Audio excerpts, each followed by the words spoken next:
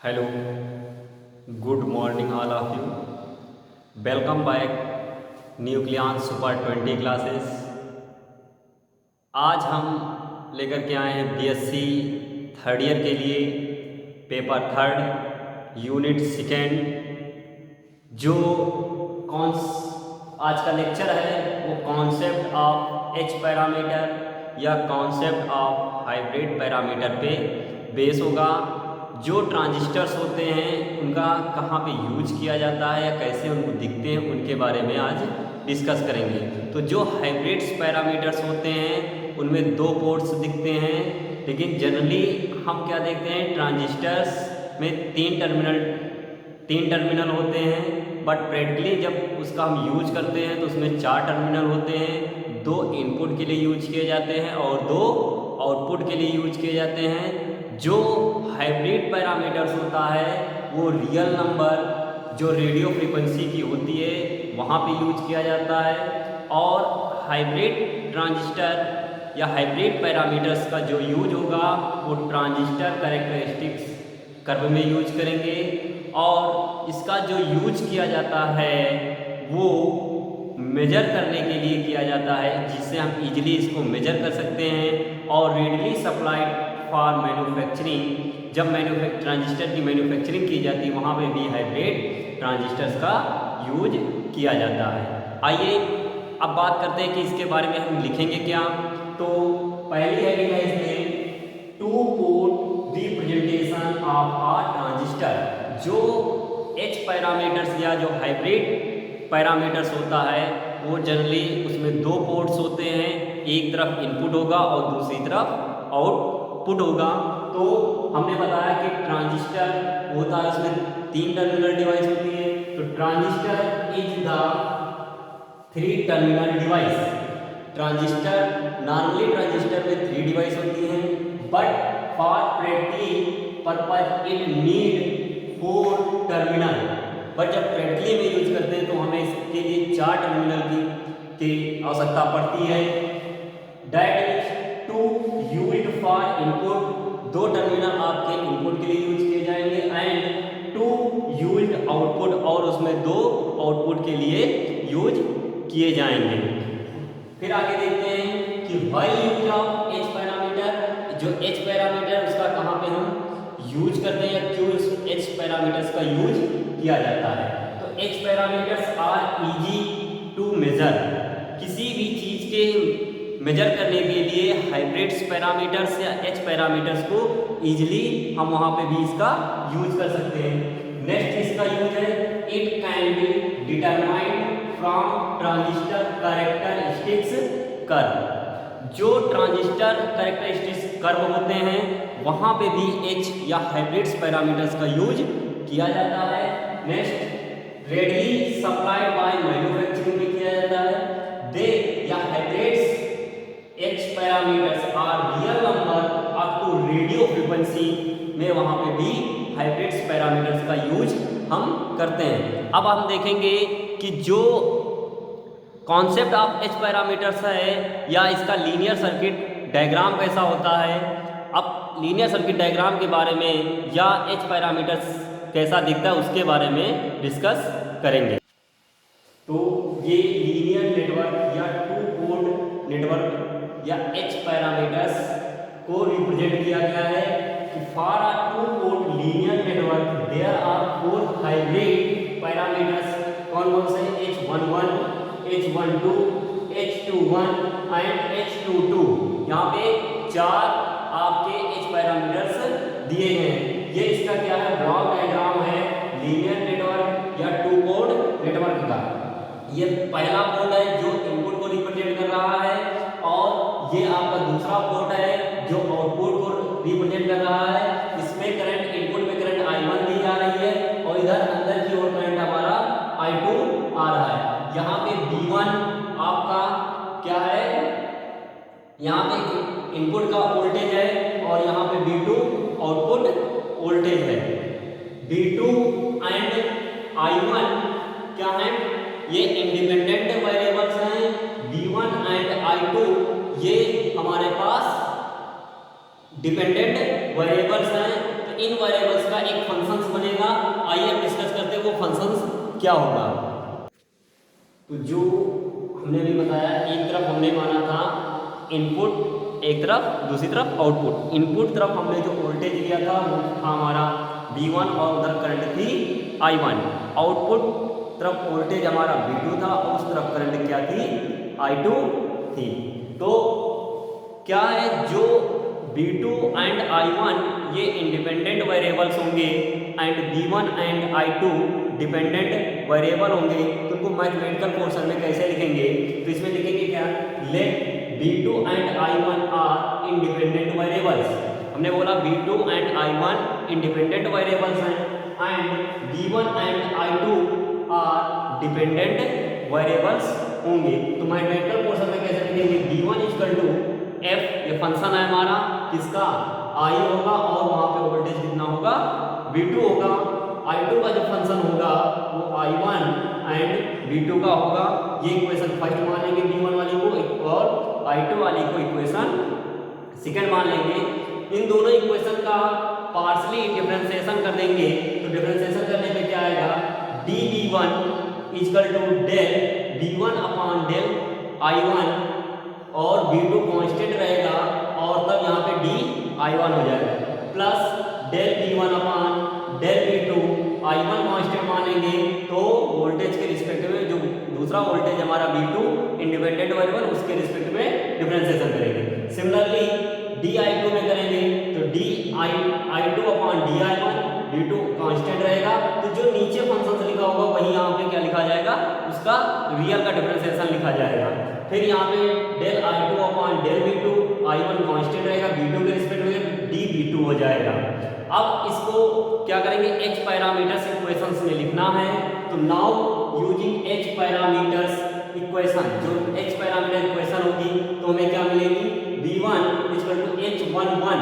जो H11 parameters है तो वो वैल्यू है del V1 upon del I1। यहाँ पे V1 है, यहाँ पे V1 है और यहाँ पे I1 लिखा है तो ये हमने लिख दिया I1। अगले वाले स्टेप पे देखते हैं del V1 upon del V2 और ये वैल्यू हो जाएगी H1 से 2 की, तो ये हो गया H12 और यहाँ पे लिखा है V2 और यहाँ हो जाएगा V2। इसी प्रकार करंट वाले में देखते हैं, I2 लिख दिया, अब यहाँ पे लिखा है 2 से 1 तो H पैरामीटर्स हो जाएगा 2 1 तो हो गया 2 1 और करंट हो जाएगा I1 प्लस का साइन लिखा, प्लस का साइन लगा दिया, del I2 upon del V2 तो यहाँ पे हो जाएगा H22 क्योंकि यहाँ पे भी 2 2 है और क्या हो जाएगा V2। तो ये इक्वेशन जो है हमारी, ये H पैरामीटर्स की इक्वेशंस हो जाएंगी।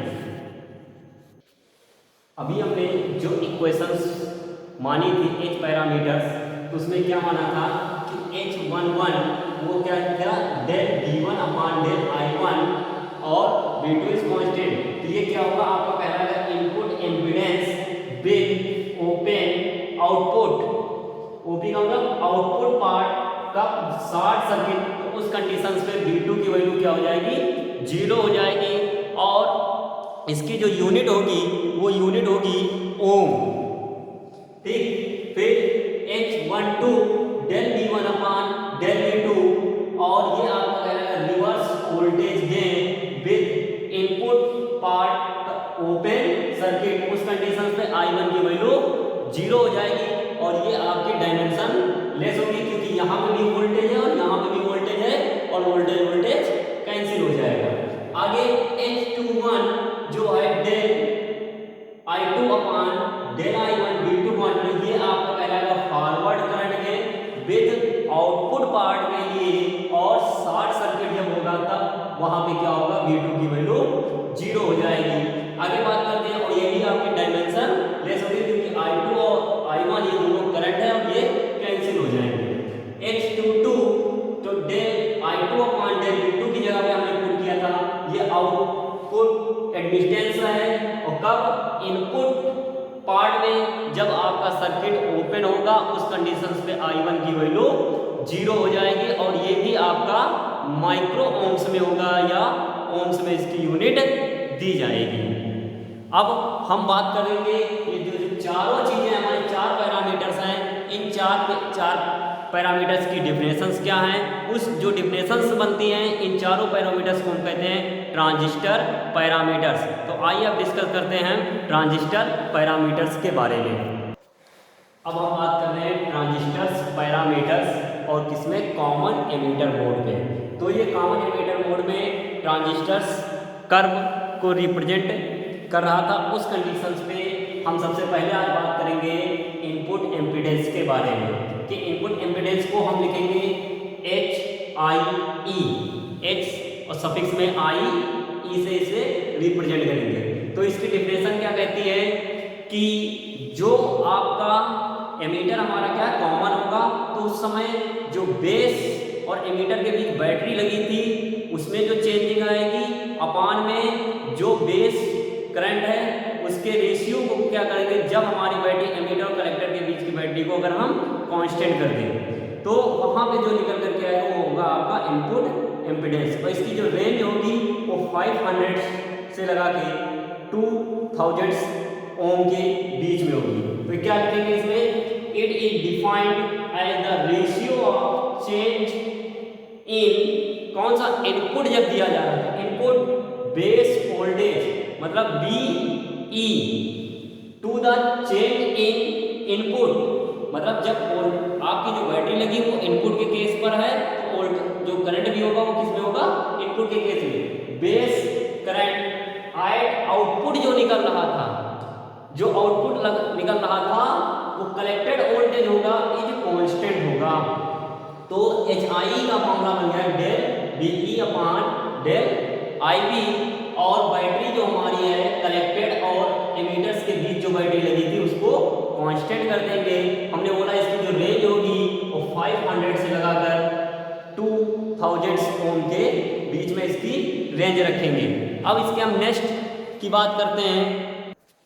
अब हम बात करते हैं ट्रांजिस्टर पैरामीटर का दूसरा टॉपिक है आउटपुट एडमिटेंस, जिसको HOE के द्वारा रिप्रेजेंट करेंगे। इसकी डिफिनेशन कहते हैं it is defined as the ratio of change in output. क्योंकि VE दिया है तो VE जो हमारा कॉमन एमिटर्स अपने मोड में, अपने कॉमन एमिटर मोड्स में इसकी डिफिनेशन बता रहे हैं। तो बेस और कलेक्टेड, बेस और एमिटर के बीच जो बैटरी लगी होगी उसको इनपुट बोलेंगे, और जो कलेक्टर एंड एमिटर्स के बीच बैटरी लगी होगी वहां पे आउटपुट बोलेंगे। तो आउटपुट होगा कलेक्टर करंट, जो collector current del IC to the change in output collector voltage at base current is constant. अब बेस करंट को क्या मान लेंगे, कांस्टेंट मान लेंगे। तो जो कलेक्टर करंट और कलेक्टर वोल्टेज का जो रेशियो होगा उस रेशियो को हम क्या कहेंगे, आउटपुट एडमिटेंस कहेंगे। इसको HO के द्वारा रिप्रेजेंट करेंगे। तो इसका फॉर्मूला हो जाएगा HOE equal to del IC upon del VCE, IB is constant, और इसकी जो रेंज होगी 0.1 से 10 माइक्रो ओम्स के बीच में होगी, जो वैल्यू बहुत ही कम होगी। हमारा अगला ट्रांजिस्टर पैरामीटर है कॉमन एमिटर मोड पे फॉरवर्ड करंट गेन, जिसको HFE के द्वारा रिप्रेजेंट किया जाएगा। तो इसकी डिफिनेशन कहती है it is defined as the ratio of change in collector current to the change in base current at collector voltage is constant. अब यहाँ पे क्या होगा कि जो कलेक्टर करंट है वो हमारा क्या है, आउटपुट करंट होगा, और जो बेस करंट है वो इनपुट करंट होगा। तो आउटपुट करंट और इनपुट करंट का जो रेशियो होगा वो आपका कहलाएगा फॉरवर्ड करंट गेन। कब, जब आपकी आउटपुट वोल्टेज जो है वो कांस्टेंट रहेगा। तो इसको लिखेंगे HFE equal to del IC upon del IB। क्या होगा कि जो आउटपुट वोल्टेज है कलेक्टर वोल्टेज इज कांस्टेंट, और ये आपकी डायमेंशन लेस एनालिसिस होती है, इसकी कोई यूनिट नहीं होगी क्योंकि यहाँ पे भी करंट है, यहाँ पे भी करंट है, और करंट कैंसिल हो जाएगा। और जो इसकी रेंज होगी 20 से लगा करके 200 के बीच में होगी। अब लास्ट हमारा ट्रांजिस्टर पैरामीटर्स है रिवर्स करंट गेन। आइए उसके बारे में डिस्कस करते हैं। Transistor parameter in common ammeters का लास्ट टॉपिक है आपका रिवर्स वोल्टेज गेन, जिसको हम HRE के द्वारा रिप्रेजेंट कराएंगे। तो इसकी डिफिनेशन जो है बहुत ही सिंपल डिफिनेशन है। अगर हम इसके फॉर्मूले से डिफिनेशन देखें तो डेल BE, डेल का मतलब द चेंज, तो it is the ratio of the change in base voltage to the change in collector voltage at base current is constant. उस समय क्या होगा, बेस करंट कांस्टेंट होगा और इसकी जो रेंज होगी 10⁻⁵ से लगा करके 10⁻⁴ के बीच में रखी जाएगी। तो इसमें लिखेंगे क्या, it is defined as the ratio of the change in input, input मतलब base voltage, to the change output मतलब कलेक्टर वोल्टेज एट इनपुट, मतलब आपका यहाँ पे हो जाएगा बेस करंट इज कांस्टेंट, और ये आपका फॉर्मूला है। तो इस प्रकार से transistor parameters in common ammeter mode पे कंप्लीट होता है।